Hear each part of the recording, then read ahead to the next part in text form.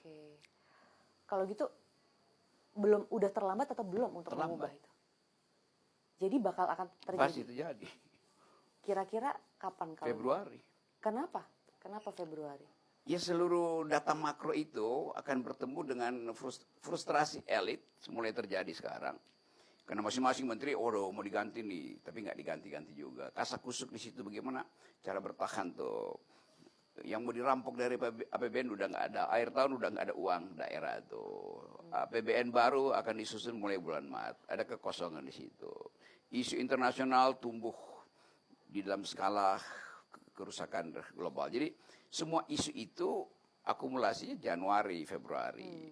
Februari mungkin Januari habis uang karena belanja konsumsi akhir tahun, masuk lagi bulan puasa, pasti akan ada kontraksi ekonomi segala macam itu. Sementara kita nggak tahu dapat uang dari mana, coba. Kan kita tahu ya apa yang memungkinkan orang percaya bahwa Indonesia itu layak investasi, kan nggak ada. Berutang boleh aja berutang, tapi kalau kita butuh maka bunganya akan dinaikkan, tinggikan. Atau yang mau memberi utang mungkin merasa ini nggak akan balik nih kalau gue kasih utang. Kenapa? Ya performa ekonominya buruk, performa politiknya buruk, uji lingkungannya buruk, kan semua itu yang sekarang jadi parameter orang kasih memberi hutang kan.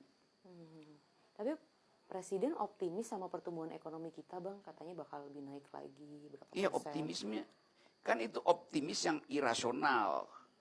Karena? Ya datanya nggak ada bahkan bertumbuh. Kecuali hostile takeover, itu ambil alih semua perusahaan. Kan itu jadi skandal internasional kan. Bagaimana mau bertumbuh?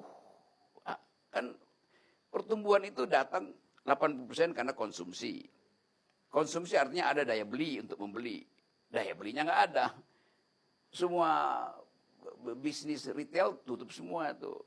Lalu Pak Purbaya guyur uang 200 triliun. Ya duitnya ada tapi ya, dia mau ambil itu tapi dia nggak tahu belanjanya bagaimana nanti, itu balikinnya bagaimana. Bank terpaksa terdesak itu karena ada banjir likuiditas, ya dikasihlah siapa yang perlu. Akibatnya apa? Ya nggak ada baliknya. NPL-nya naik tuh. Apa namanya, non performance loan-nya. Kredit macet, akhirnya begitu kan. Aduh. Kan frustrasi. Kan gampang bacanya kan. Nah pada saat itu netizen mulai mengingat janji-janji kabinet, ABCD, maka berulang tuntutan 17+8 itu. Gampang aja sih itu. Kan itu bukan dibuat-buat, itu real. Tapi kan waktu itu ada peristiwa, Bang, ada peristiwa Bahwa yang membuat marah lah, ada masyarakat kecil yang tertindas, terbunuh, dan kemudian juga ada. Ya itu outlet aja, tanpa itu pun bisa terjadi dengan cara yang lain kan. Ada aja.